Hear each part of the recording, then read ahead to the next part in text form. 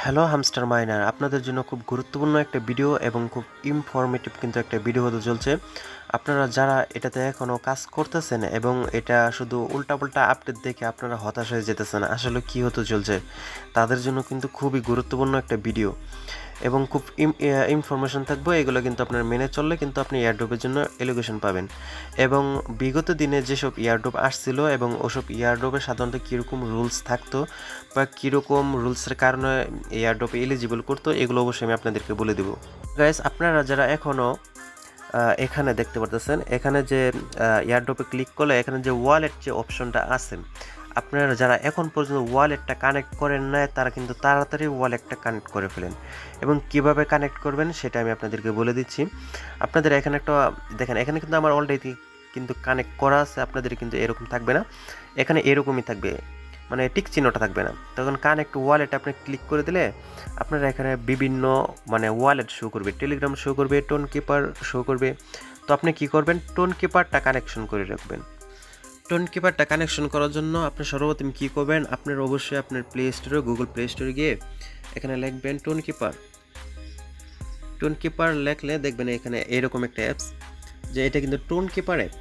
আর বুঝতে পারছেন, এখানে যখন আপনি কানেক্টে যখন ক্লিক করবেন, এখানে যখন কানেক্টে যখন আপনি ক্লিক করবেন তখন কিন্তু এরকম মানে এই যে লোগোটা দেখতে পাচ্ছেন টোন কিপারের, এই টোন কিপার লোগোটা কিন্তু এখানে নিচে কিন্তু চলে আসবে, সিরিয়ালে চলে আসবে। তখন আপনার টোন কিপার ওয়ালেটটা সিলেক্ট করে কিন্তু কানেক্ট করতে হবে। আর টোন কিপারটা কানেকশন করার আগে অবশ্যই আপনার কিন্তু টোন কিপার ওয়ালেটটা কিন্তু ক্রিয়েট করে নিতে হবে, এটা অবশ্যই আপনারা জানেন। আর যারা জানেন না, ইউটিউবে একটা ভিডিও দেখে নিতে পারেন টোন কিপার ওয়ালেট কীভাবে ক্রিয়েট করতে। এটা অন্য একটা বিষয়, এটা আপনি ইউটিউবে ভিডিও দেখে শিখে নিতে পারেন টোন কিপার ওয়ালেট কীভাবে ক্রিয়েট করতে হয়। আর যারা আগে থেকে কাজ করেন, ট্রাস্ট ওয়ালেট অ্যাকাউন্ট খুলেন বা অন্য ডিসেন্ট্রালাইজ অ্যাকাউন্টগুলো খুলেন, তারা অবশ্যই জানেন যে ডিসেন্ট্রালাইজ অ্যাকাউন্টগুলো কীভাবে ক্রিয়েট করা লাগে। তো গাইস, অবশ্যই আপনারা কিন্তু আপনাদের ওয়ালেটটা কিন্তু কানেক্ট করে রাখবেন। আর অবশ্যই আপনারা যারা এখন পর্যন্ত প্রফিট পার আওয়ারে কিন্তু বাড়াইতেছেন না ভাই, ভুল করতেছেন। কেননা তারা কিন্তু অলরেডি কিন্তু আপনারা জানেন, আমি আগের ভিডিওতে বলেছি, তারা কিন্তু টুইটারে কিন্তু এটা বারবার রিমাইন্ড করতেছে যে airdrop will depend on the profit per hour. তাহলে বুঝতে পারতেছেন, যেটা তারা ক্লিয়ার করে বলে দিছে এটা তো তারা মানে করতে পারে না। এটা যদি তারা রুলস ব্রেক করে, তাদের কথা যদি তারা ব্রেক করে, তার মানে বোঝা গেল তাদের কথা ঠিক নেই। তারা যে ভালো একটা প্রজেক্ট হতে চায়, অবশ্যই তারা তাদের কথা রাখার চেষ্টা করবে। তার জন্য কিছুটা আন্দাজ করা যাচ্ছে যে আমাদেরকে প্রফিট পার আওয়ারের ভিত্তিতেই কিন্তু আমাদেরকে তারা এয়ারড্রপটা দিবে। আরও একটা খুব ইম্পর্টেন্ট একটা কথা বলে রাখি, আপনারা যারা এখানে ওয়ালেটটা কানেক্ট করতেছেন, আপনারা জাস্ট ওয়ালেটটা কানেক্ট করে মানে ওয়ালেটটা মানে জিরো করে রাখছেন। মানে এরকম হতে পারে, আমি আপনাদেরকে একটু বুঝাই, একটু ওয়েট করেন।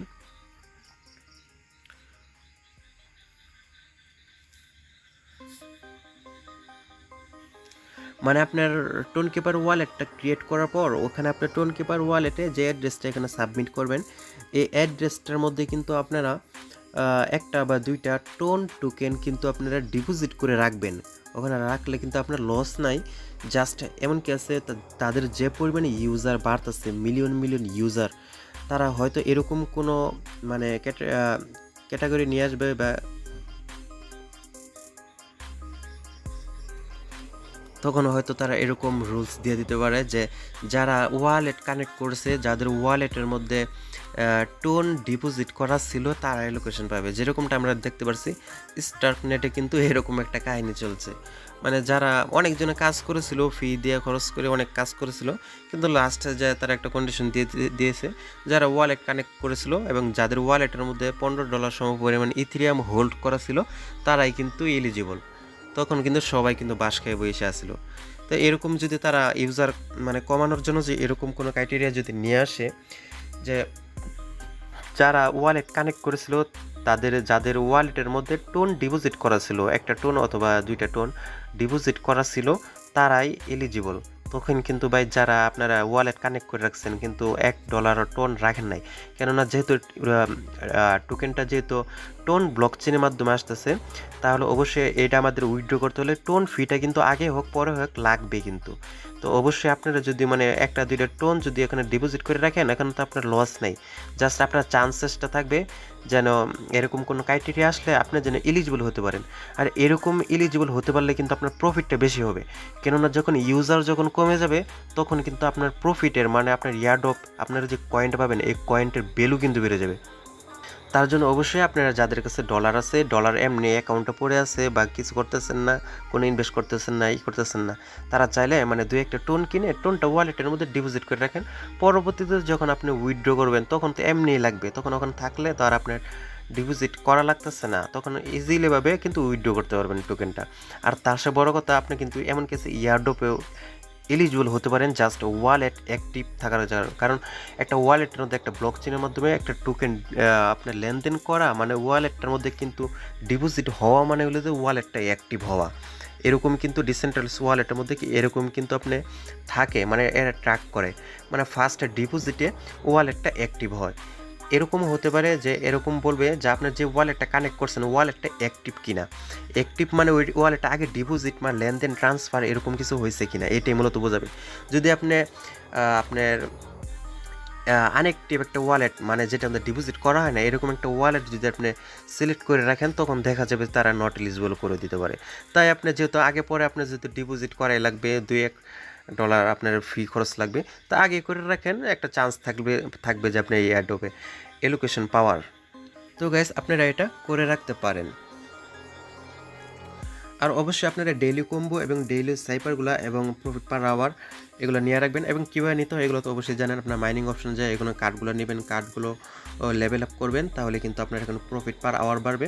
এবং কোন কার্ডগুলো নিলে কিন্তু আপনার বেশি প্রফিট পার আওয়ার বাড়বে এটাও কিন্তু আপনার এখানে দেখে নিতে পারেন। আর গাইস তারা কিন্তু তারা যেভাবে বলেছিল তারা কিন্তু তাদের রুট ম্যাপ অনুযায়ী কিন্তু তারা চলতেছে, মানে তাদের কথার কিন্তু কোনো খেলাপ হচ্ছে না।